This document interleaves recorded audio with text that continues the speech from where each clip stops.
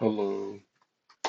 So in this video, kind of want to keep touching on the topic of relationship and love. I mean, not love, but I guess just relationship, right? So there's a saying in Chinese. Um, I don't know if it's called a saying, but there's a saying in Chinese, which is 标准都是留给不爱的人, which loosely translates to standards and criteria are usually reserved for those we don't genuinely feel connected to. And I'm not gonna lie, like when I first heard this, I never really resonated with this idea because I guess it's somewhat of an ego where I think, oh, like I'm pretty logical, I'm pretty rational. If someone is, if someone has these traits I don't like or has these traits I do like, it will make me either attracted to them or it won't make me attracted to them. Like I feel like that's pretty. I feel like a lot of people think this way. Like, oh, I know what I want in a partner, but I I guess experiencing this firsthand is just really interesting. Um, so let's say recently I experienced this with two women I met on Hinge, right? And one of them was like perfect on paper, like exactly like what I wanted in a partner. Um, she has her career figured out, is a graduate of a T14 law school, and for those who don't know, T14 law school is, I guess, I guess everything's arbitrary, but it is an arbitrary definition of like top 14 law schools in the country.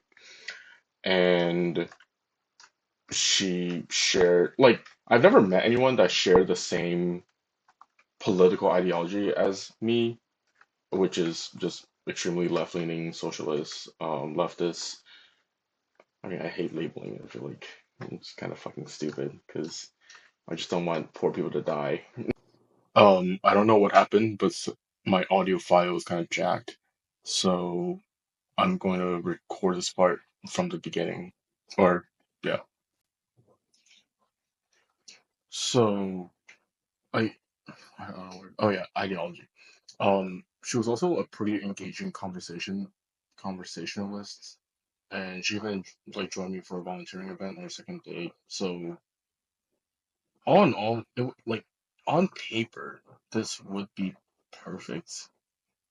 And but then, despite all these matching criteria or the criteria I thought I had, the romantic chemistry just wasn't there.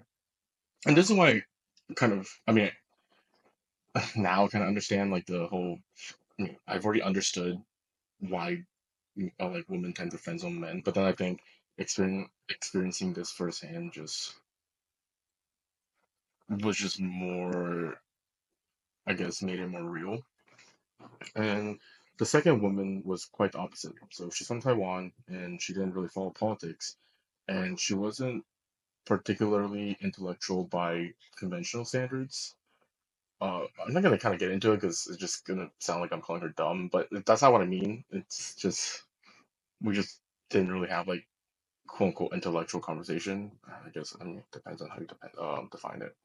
But our first date lasted 4 hours, and it was just really easy to talk to her. We kind of moved around from place to place, went to like a bookstore, and then went just kind of shopping a little bit for um, holiday cards, and then we even had like an early meal. So, and we were just genuinely curious about each other, and I really couldn't stop thinking about her afterwards. And I even texted her because I think the day happened on a Saturday, and and then I couldn't stop thinking about her on Sunday, and then Monday I texted her what I said previously. And when it came to romantic partners, I've never been an auditory stimulated person. Like like sounds not a big deal to me. I guess I know some women like um deeper voices. I don't really care.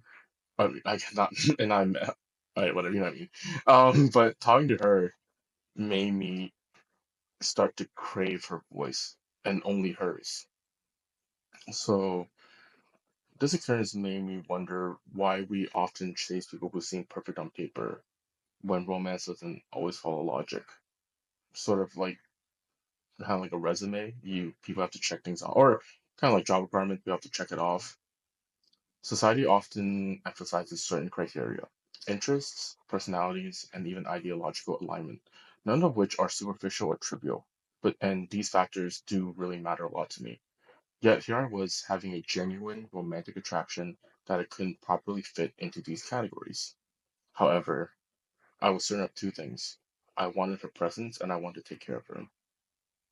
I've always considered myself as someone who's pretty self reflective, especially when it comes to dating. I felt confident that I knew exactly what I wanted and needed romantically. But this experience threw me for a loop. It made me question my own standards and judgments. Had I been focused too strictly on my deeply held criteria to the point of limiting myself? Had my internal checklist, although meaningful, inadvertently kept me from fully embracing genuine romantic connection? This contrast between someone ideal on paper and someone who sparked genuine excitement forced me into a moment of self doubt. Was I prioritizing the wrong combination of factors, despite their importance to me? Had I misunderstood my own emotional priorities this whole time? It was unsettling to realize that my careful approach might have caused me to overlook the very thing I was seeking: authentic romantic chemistry. I realized that romance doesn't always align perfectly with even our most valued principles or logical criteria. It's about feeling genuinely connected, comfortable, and intrigued, even if you can't articulate why. True romantic chemistry sometimes defy explanation, highlighting something intangible yet profoundly real. But what do I know? The profoundly real connection broke my heart and kind of switch it up on me towards the end. So, I mean, so maybe you should just follow your requirements like a hiring manager looking for the right candidate.